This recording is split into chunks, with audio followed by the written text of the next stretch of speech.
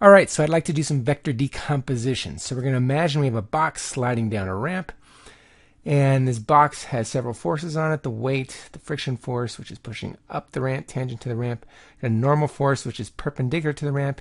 And what I want to do is decompose these three vectors into forces that have I hat and j hat components. In other words, I want to split these vectors into sums of vectors in these two basis directions, the I hat and the j hat. Now, just for labeling purposes, I'm going to define some scalars here. I'll let W be the magnitude of that weight W. So this force here, W, is the weight vector. So scalar W is the magnitude of that thing. Similarly, I'm going to let F, scalar F, equal the magnitude of the friction force F, and I'm going to let scalar N equal the magnitude of the normal force. All right, so the first vector we'll decompose will be the easiest one. So let's start with the weight. And as we look up at the free body diagram, we see the weight is straight down, right? And the j hat basis vector is perfectly vertical as well. So we're going to write this one completely in terms of the j hat direction. There's nothing horizontal, so there's nothing in the I hat direction. We do have to be careful of the sign. Right? W here, scalar W, was the magnitude of the weight. So W is a positive number. I need that weight to be in the negative j hat direction, so I need to put a minus sign right there. And there's the vector decomposition of the weight. Again, that's the easiest one. All right, the next one I want to decompose will be the friction force. The friction force is not directly aligned with I or j, so we're going to have to do a little more work. If you go to the recipe that I've given you for vector decomposition, you see the first step is to draw what I call the force triangle. Maybe I should have said the vector triangle there. And the way I do it is as follows. So the first thing I do is I draw this force vector, the friction vector, as it is on the free body diagram, but I'll draw it separate from the free body diagram, like so. So that'll be one side of the triangle. The other two sides of the triangle are vectors which are parallel to the I hat and the j hat directions. So we'll draw one of them parallel to the I hat direction, like so, and another one parallel to the j hat direction. That's my vector triangle. Now I've drawn this I hat and the j hat piece so that I can write them as the sum of one of them plus the sum of the other one, right? Remember, when we're summing vectors, we're arranging them tip to tail.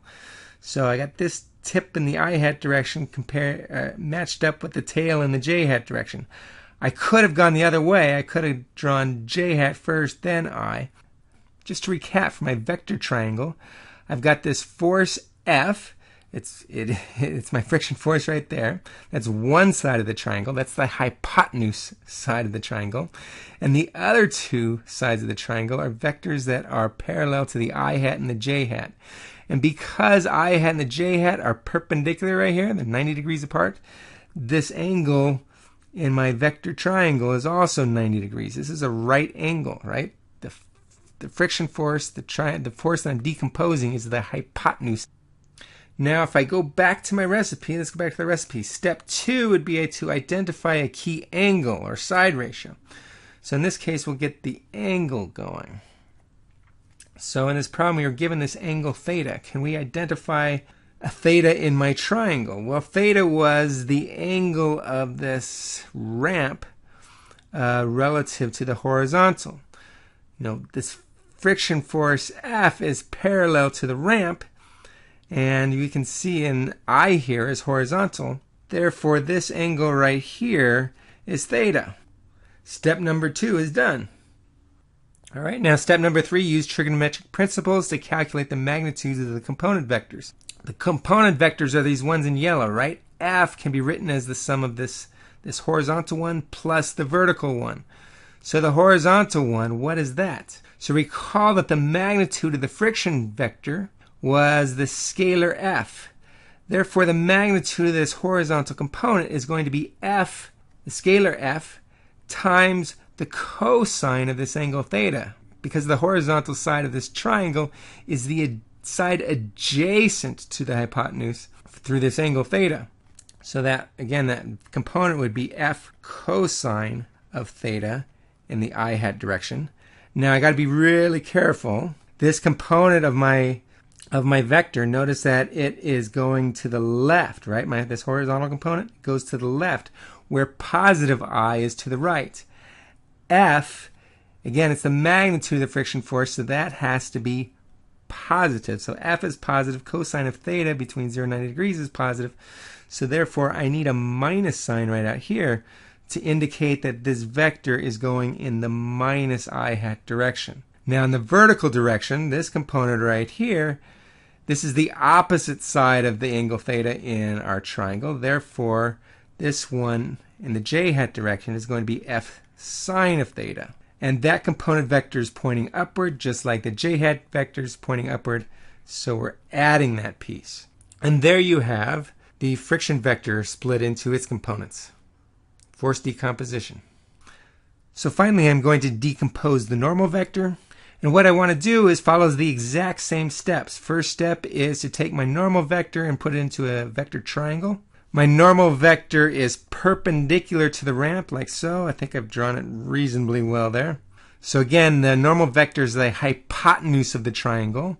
The other two sides of the triangle are vectors which are tangent to the I hat and j hat directions. So in the I hat direction, I got a piece this way. In the j hat direction, I've got a piece that way. And there's my vector triangle, my force triangle, if you will. All right, so the next step in this process is to identify an angle in this vector triangle. Well, the angle that's given in the problem is this angle theta. Now, where is theta in this triangle? You might be able to look at this and eyeball it and maybe recognize that this is your angle theta. But is that one? Let's think about it. What I like to do is I like to just sort of think what happens if I change the angle theta here. Well, let's suppose I make theta get smaller. What happens if theta gets smaller? Maybe it's best to look at this, bring up a little tool over here. So if this theta gets smaller over here, then what happens? The normal force, the force perpendicular to the ramp, gets more vertical, right? So if theta gets smaller, then this normal force gets more vertical. And look what gets smaller right here. It's this angle right there in the triangle, right? So as that angle's getting smaller here in my force triangle with the normal force, it's that angle right here up at the top that's getting smaller. So I think I might try to identify this angle theta right there with this angle right there. So as the ramp gets more shallow, this angle at the top gets smaller, right? If theta were to get bigger, this normal force would become more horizontal, and theta would get bigger, and this top angle right here would get more bigger. So I'm trying to identify those two angles right there. So I'm trying to make the argument that this angle right here is that theta right here.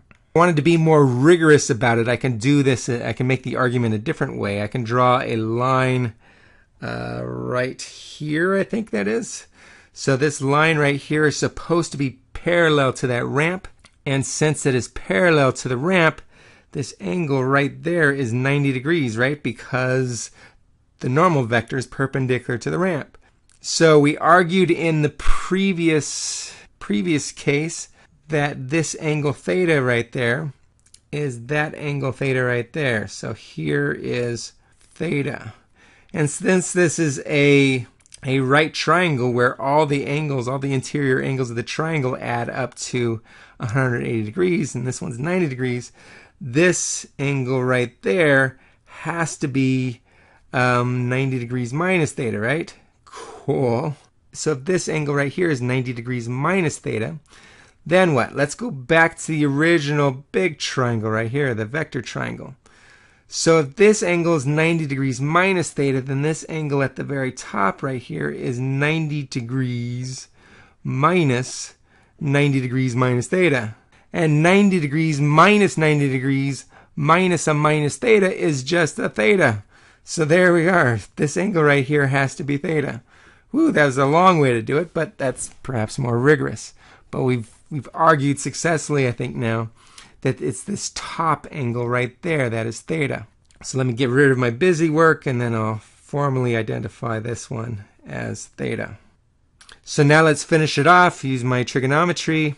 In the I hat direction, that's this piece, this component of my force vector, my force triangle. It's the opposite side from the identified angle. So this is going to be n sine theta in the I hat direction. And notice this component vector in my vector triangle is also in the same direction as I, so therefore there's no minus sign that goes there. And then the other side, the vertical side, that's going to be n cosine theta, because that would be the adjacent side in this right triangle. And that's what I get. Again, this one is this vertical component, and my triangle is in the positive j hat direction. And now I have my third piece decomposed. And that's it.